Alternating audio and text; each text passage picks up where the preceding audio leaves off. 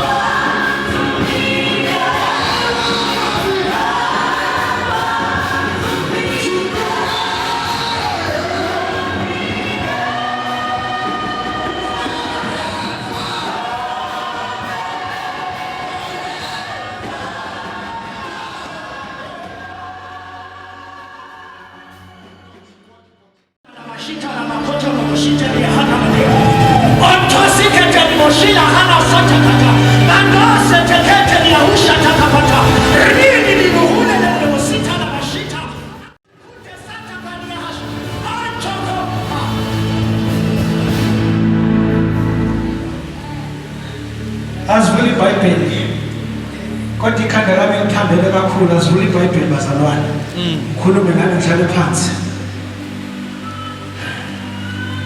kodwa baba ngiyaphazamiseka namhlanje amazi ngiyaphazamiseka John 19 uJohn 19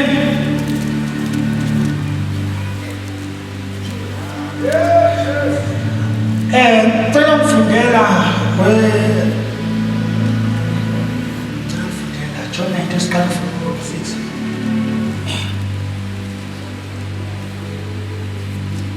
John chapter 19 verse 6 bathi bembona abapristi abakhulu nezikhonzi bamemeza bathi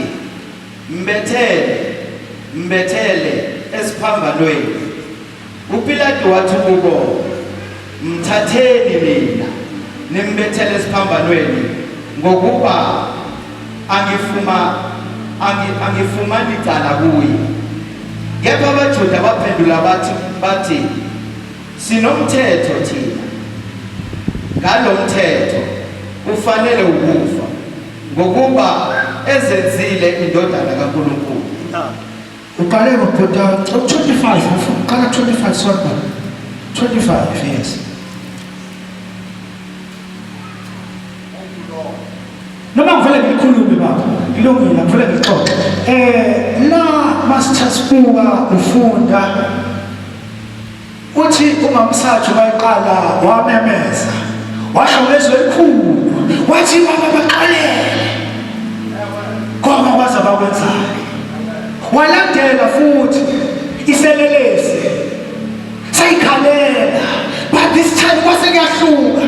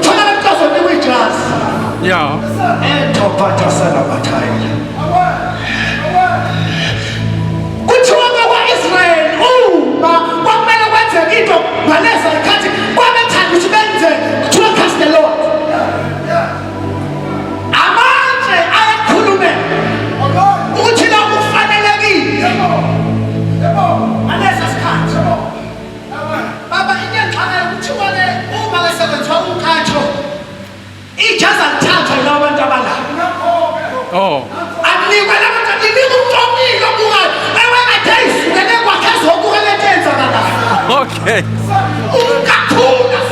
Yeah. Oh.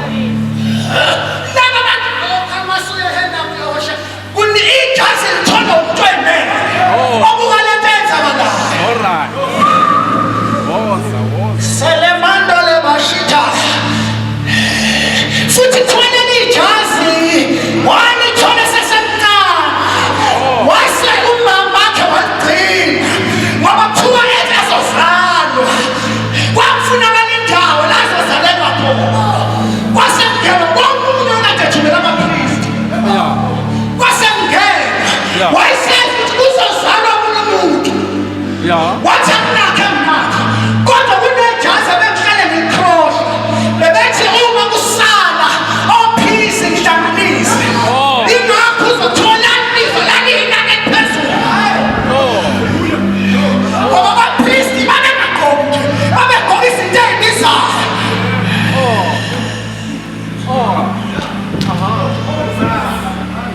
Ingakho abanini ijazi uzothola linenani eliphezulu.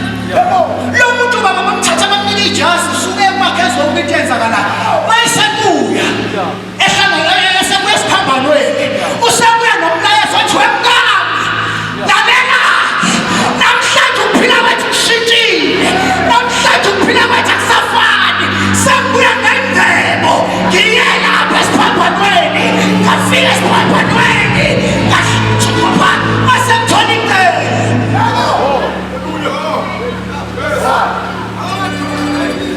Ngoba akekho umuntu ofika esiphambanweni abuye efana.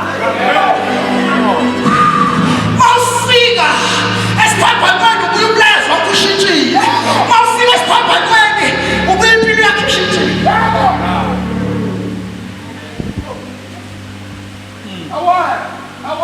Nemosi. Kumbe besilikhashimana. Akekho umuntu ohlangana nenkosi yamakhosi ukuphila kwakhe kuphinde kufane. Akekho umuntu ohlangana noJesu Kristu owane ngeKalvari. Uma wahlangana naye ngempela ukuphila kwakho kuyashintsha. Uma wadibana nalo wane ngesiphambanweni athi uyizayo engabhekeli. Kuluma ngoJesu lo engabhekeli. Hayi lona ngephambano lapha obhincisiwe. Wayengabhincile lo khuluma ngaye. Khuluma ngalo engabhincile wayelinyiwe. Phila sana. Ngoba impahla zakhe phela saseyithathile. Okushintsha umgwema qolile. Sifunda kahle iBhayibheli. Simathathazele sithathe wayengagqokile uJesu. Ngoba uthi uyizaba iprofethi uthi wayengabhekeli. Wayengabhekeli uJesu. Angikho lapho besengidlula nje. Zama ukuqoqa. Mama, bheka indodana. Mama, bheka indodana. Nginenkinga-ke baba. Abafundi abawu-11 babengekho eduze. Sibalelwa uMary. Magadalena. Sibalela uMary. Wayekade unkosikazi kaClifford. Sibalelwe umakaJohn. Sibalelwe nawe umakaJesu. Nabantu babe-5 beseduze kwesiphambano. Bese message engaziwanga bo. That's why bababhala ebhala uMark, ebhala uMatt, ebhala uLuke. Akasiqondani lento uthi mama bheka indodana. Sitshalwa uJohn yedwa. uJohn izwa kanjani lento? uJohn izwa ngoba useduze nesiphambano. Abantu abaseduze nesiphambano kunomlayezo abawuzwayo. Kunemessage ababuya nayo. Abahambi benalela noma yini. Abahambi bebuya nanoma yini.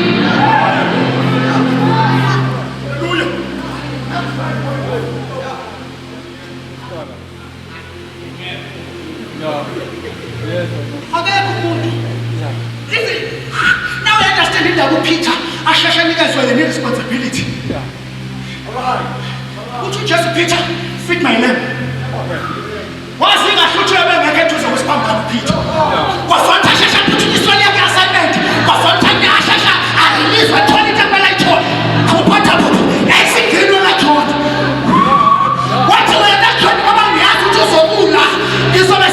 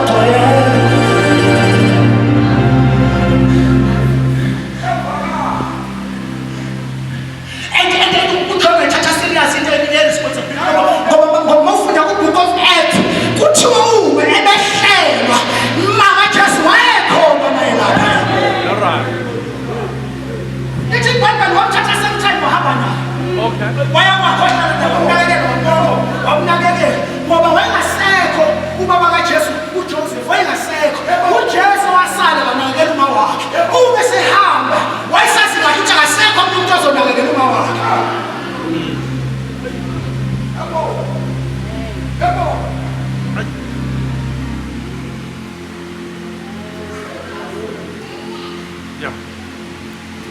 John, take care for mama.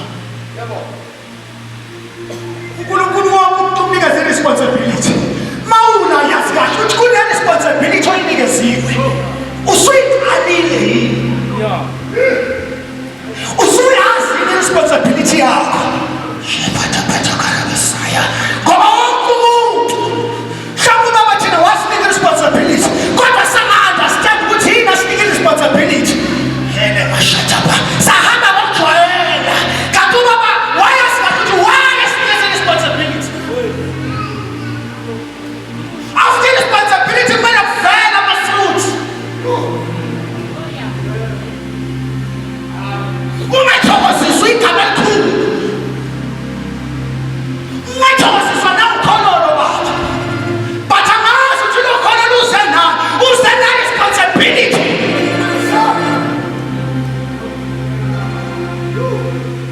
Asibe responsible. Asibe responsible. Asibe responsible. Ungatshatshoniswa kubantu bengibaphe imike engekho responsible. uJohn was responsible for uMakaJesu. uJesu wasifundisa intente ukuthi kule kingdom kuthatha ama-responsibility. Uma usufika la uyayiqala into ama-responsibility kulo umbuso wama-responsibility.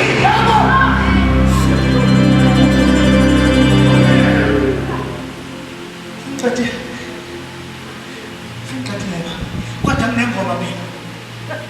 Nikhalane cabanguthi uhambo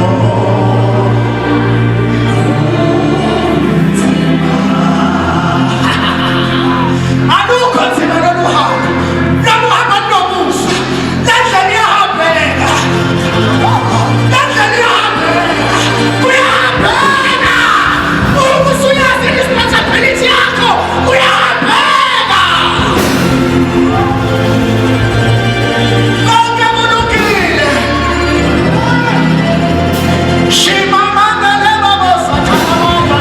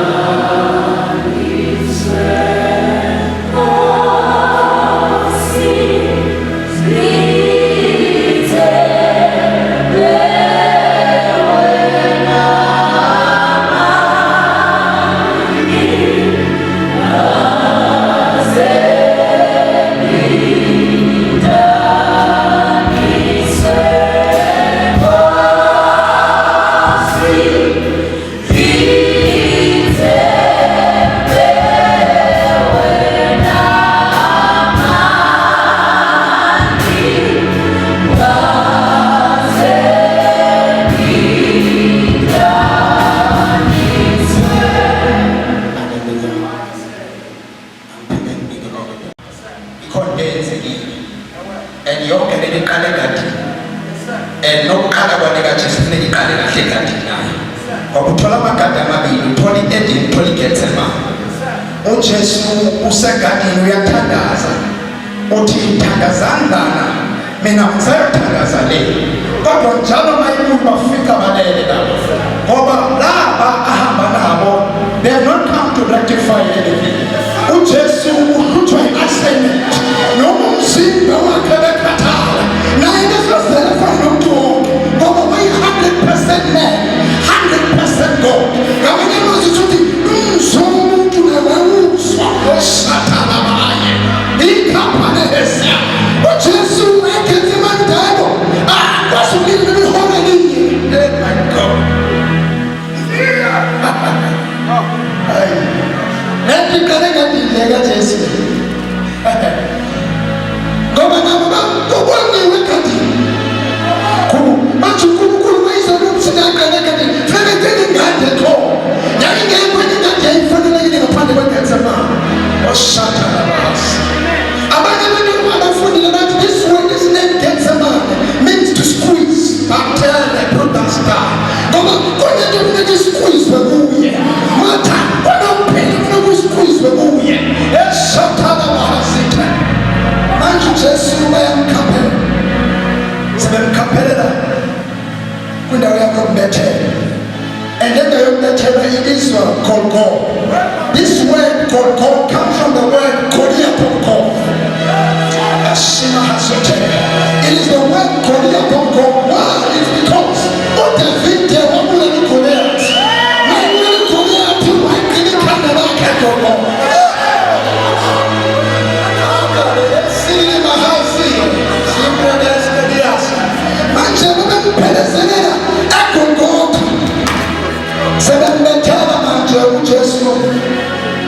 Bambethela uJesu uthi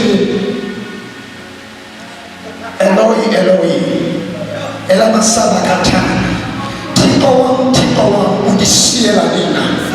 Akukhumbula sisikhathi uJesu isikhathi esiningi uze uba my father. Kodwa ngesi sikhathi uthi Thixo wam mathaya nasitha. Khumbula ukuthi uJesu mfundile iBhayibheli babuyanhlupha nabo. I read the Bible where the Bible says in Christ dwelleth the fullness of God bodily.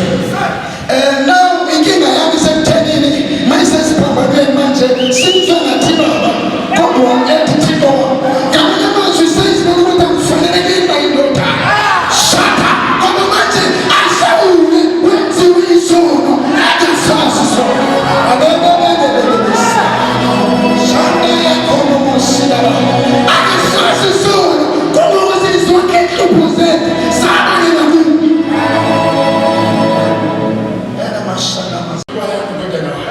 Noma wena manje umusu Jesu uthi nizakini ngengene nizakini ngathi nisigedele. But say it is your hour for the hour of darkness. Yehova lobumnyama. Imibuzo uJesu akhathi njani umnene ngoba ukhanya kwethu. Ufungile wathi sekhona emhlabeni kodwa ukhanya kwethu. Kodwa manje ufuna kusilela nawe. Let me endure this darkness. Akukunyamezela ukuyeka ngoba kusinso wena na. Nkosi. Of the sky. Wakhiwa, it is because kwakhiwa indawo uma ibukwa this place of the sky ifana nendawo la khona uDavide noma la khona owajaja khona ikhanda kaGoliath. Uma Golgotha twice, Goliath of death. Now, places of the sky. Now, why Golgotha? It is the fulfillment of Genesis chapter 3. For the seed of the woman will crush the head of the serpent. So he had to go to Golgotha in the place of the sky. Amen. 2. It was for the first time uJesu ezwa ukushiwa uBaba. Kwakungokukhala ezwa that feeling kuthiwa isizathu uNkulunkulu wabona isono. Because the Bible says uJesu wenza isono kodwa isono akasazanga. Uma uNkulunkulu wathi uma ebuka akabonanga his son but wabona isono. Walifulathela ihlabathi uThixo. Uyingakutheza Eli namasabathana. Nkulunkulu wami umshiya. It was for the first time. Umshiya njengomuntu. Sanibona bazalwane. We thank God. We thank God. We thank God. Asitsho ukuthi sithi wakasimu. Lunche